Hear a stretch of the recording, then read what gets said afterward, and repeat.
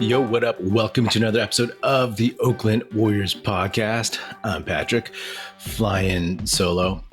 Now, can I just say that I wish all Warriors games started at 12:30 p.m. I mean, I know that would be bad for a lot of people's schedules, but like it would be great for mine. I would get so much more consistent sleep if everything started in the middle of the day. Anyway, the Warriors are now one game over 500. They are 11-10, 2-9 on the road. And they beat the Minnesota Timberwolves 137-114. And I just got to say that there were a lot of good things in this game, but the main thing for me was that they played with force from the get-go. You know, like they just took it to the Timberwolves. And it's something that if you just rewind a week, 2 weeks ago, 3 weeks ago, it's something that the Warriors weren't doing. They couldn't summon it from within. Maybe you would get Steph doing it consistently. Maybe you would get Draymond here and there at the start. And of course, Klay would try to summon some past version of himself, and it just wasn't working. But now they're doing it collectively. And again, this new rotation, I said, you know, I wonder if it'll travel. And it has so far. You know, you want to see more consistency on the road with this second unit that Draymond Green now is in charge of basically shepherding along. And it's great. It works really, really well. And the Warriors are, you know, like, I don't want to jinx it, but hey, the Warriors are back. You know, they're playing with a level of joy that we did not see early on in the season. And, you know, we all kind of thought about this, that whether or not Draymond punching Jordan Poole, if that was something that just removed the joy from this team. And it seems like it did. You know, it seems like the guys weren't enjoying being out on the court. They weren't having fun. And it was the punch. It was other various things, right? Klay has had his own issues, but they're having fun out there. And this is what you love to see. This is the effort, win or lose, that you love to see. And this is basically the product that you pay to see, whether it's going to the games or League Pass or watching a bunch of ads on some bootleg streaming site or something. So, you know, this is a really, really positive sign. And I mean, there's so many dudes who played well in this one. I mean, let's start with Draymond. You know, I'm not going to hit on everybody, but just a handful of guys that really, really stood out to me. Draymond played 33 minutes, 6 for 7, 1 for 2 from 3, 6 for 8 from the free throw line, 11 assists, 4 boards, 2 blocks, 19 points. I feel like that dude he's good for at least one made 3-pointer a game right now. And I love the fact that he's shooting them, you know, and we see, you know, it's funny, you go back a month ago and we're all talking preseason about how, oh, you know, after this punch, like maybe Draymond is expendable. Maybe Kuminga or Wiseman will prove to be able to replace Draymond. And, you know, back then we knew how important Draymond has been to Steph and this team and the fire that he brings, the heart and soul, all that stuff. But still, we thought maybe, right? Because that's how weird and awkward that whole punch situation was.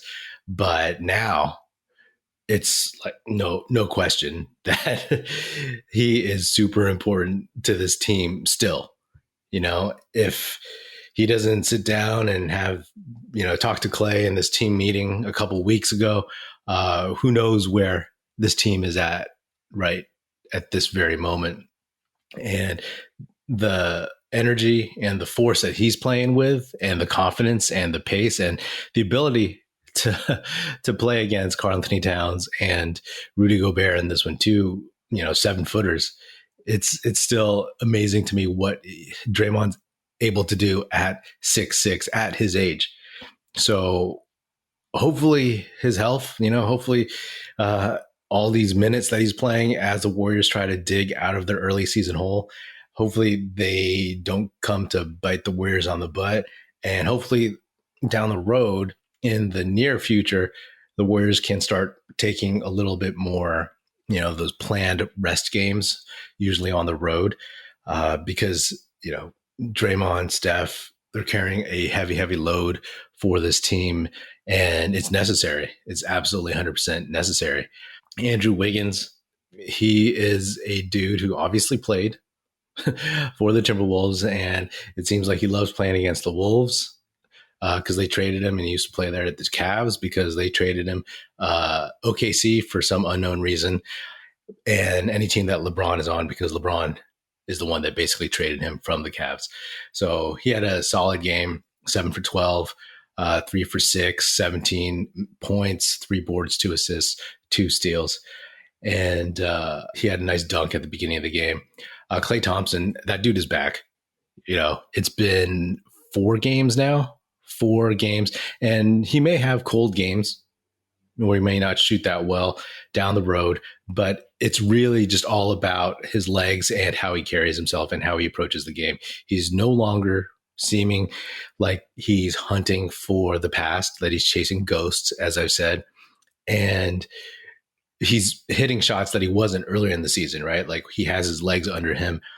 He was missing a lot of stuff where he would kind of run in, like curl off of a screen or something, where he didn't have a lot of forward momentum, and a lot of shots where he's stepping to the side. So those are shots that he was missing a lot early on, and now those are more or less going in.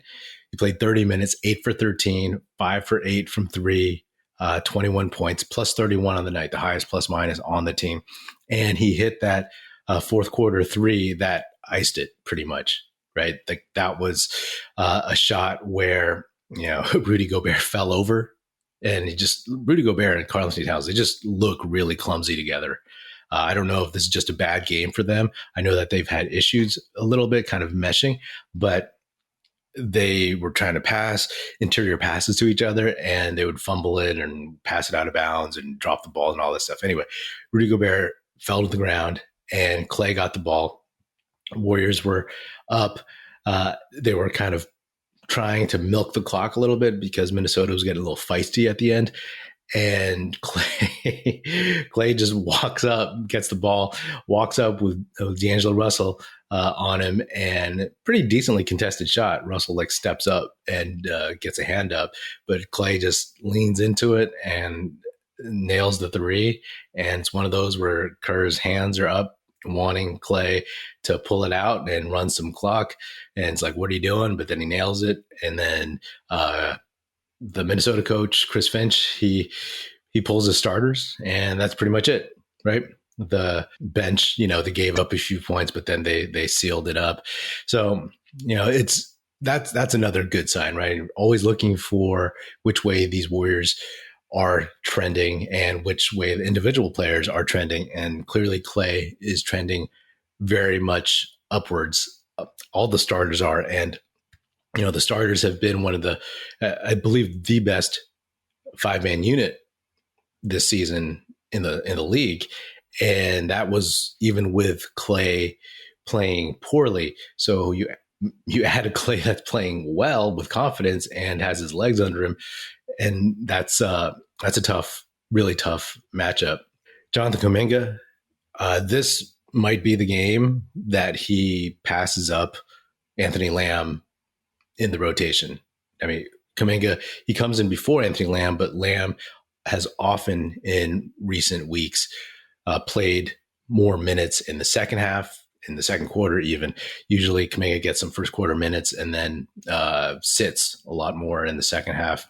But in this one, Kuminga played 19 minutes, was 3 for 5 from the field, missed both of his threes, 6 boards, 1 assist, 2 blocks, 7 points, plus 8. That's a big deal. He doesn't have many plus minus nights so far this year. And even though he's contributed, having the plus 8 is pretty solid. And, I love what he's doing on the court. Last game, he was starting to do the things that the Warriors needed him to do. And he did that even more so, right? Like he plays defense. He rebounds. He picks up point of attack. And I noticed like he was guarding Anthony Edwards a bunch of times. And I think he relishes that, right? Because to me, those are two guys that are in their own way, extremely, extremely unique unicorns, right? Really athletic and can jump out of the gym, different kind of jumpers, you know what I mean? But regardless, I felt like Kuminga did a decent job on him. And I would like to think that he has, we know he's a little bit cocky, that he has this competitiveness that he brings whenever he sees these kinds of matchups.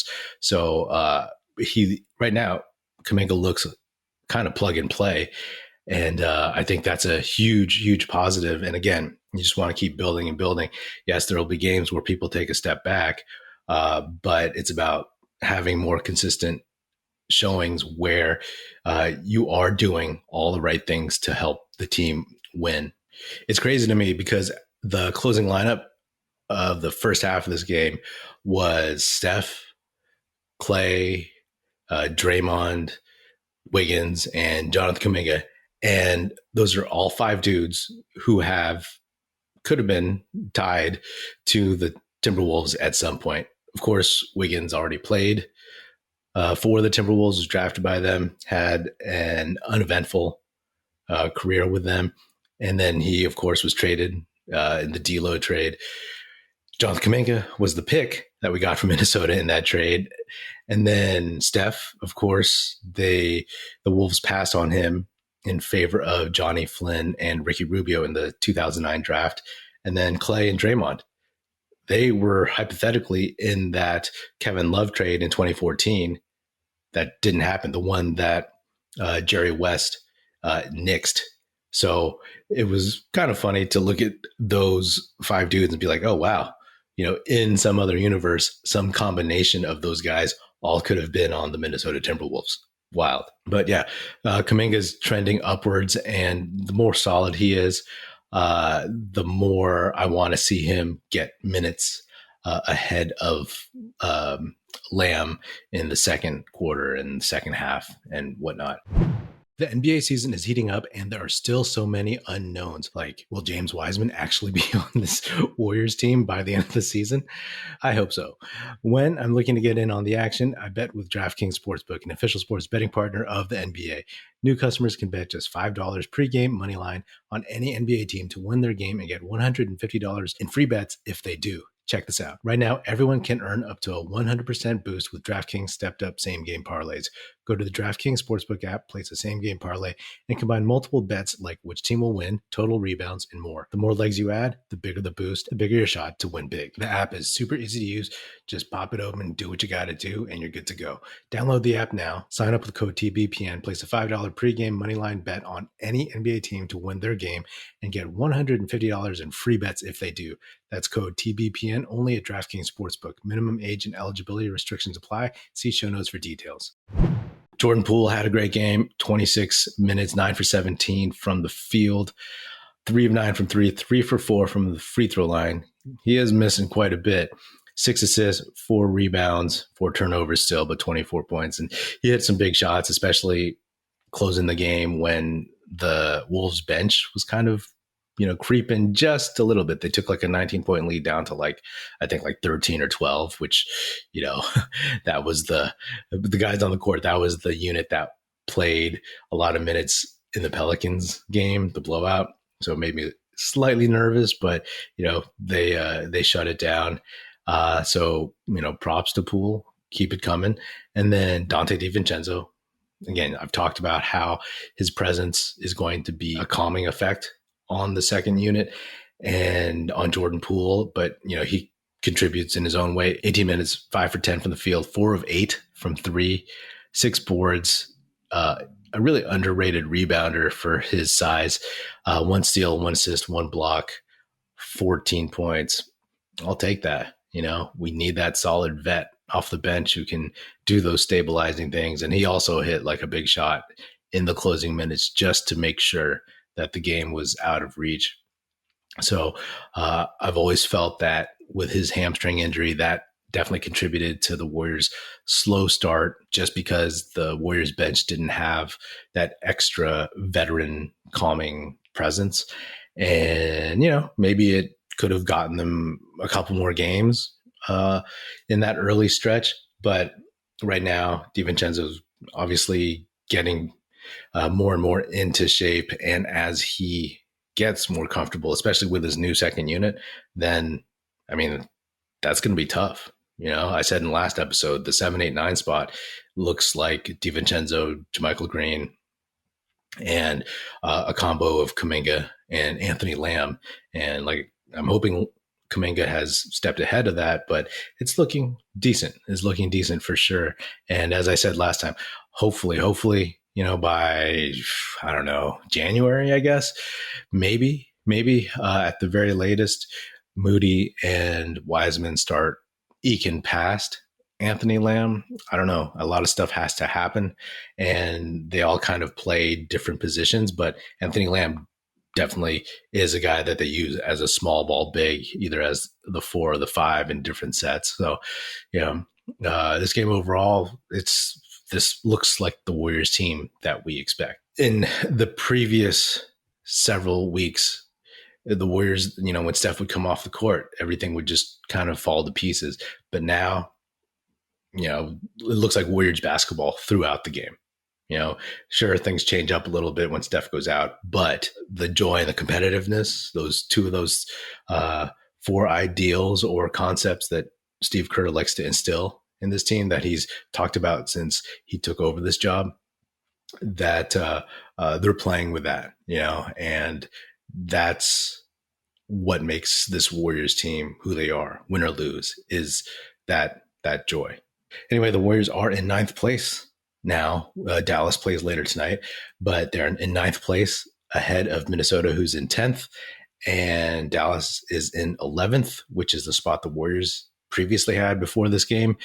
And, just expect them to keep climbing up the ladder a little bit. The Mavericks game on Tuesday is going to be really, really interesting because, again, I haven't watched the Mavs that much this year, and obviously they're having their own struggles, but there's very few games that the Warriors play where you can debate who the best player on the court is when Steph is playing, when he's healthy. And Steph has been the best player on the court for pretty much every game this season. And Dallas is the first team where they have somebody who can challenge Steph as best player walking out onto the court.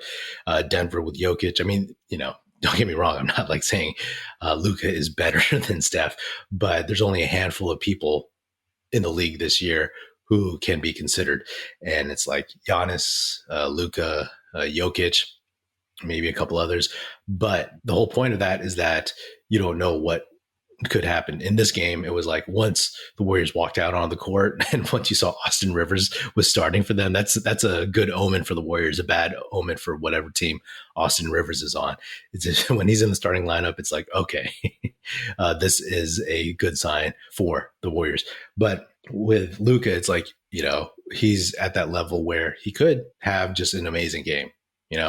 And that's what's going to be a challenge. You assume that he's going to rise up to the challenge of playing Steph and the Warriors at home, especially after their Western Conference battle last season. So keeping an eye on that. I've talked about the season in 5-game chunks.